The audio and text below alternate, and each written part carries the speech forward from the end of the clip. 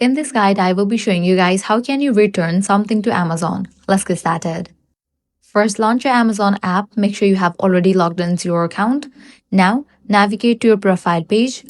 Once you're in this page, click on the option Orders. Here you're going to find all of your orders. Scroll through your purchases and select the item you want to return. Keep in mind that Amazon usually allows returns within 30 days after delivery, although in some cases you may still be able to request a return by contacting Amazon support directly. After selecting the item, tap Return or Replace Items. Amazon will ask you to choose a reason for the return, such as no longer needed or another appropriate option. You may also need to confirm whether the product has been opened or used. Once you complete those steps, tap Continue and choose how you want to receive a refund, either as Amazon balance or back to your original payment method like your debit or credit card.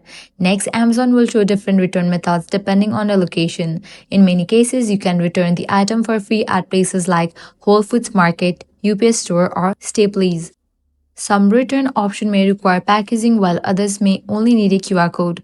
After selecting your preferred return method, tap Confirm your return.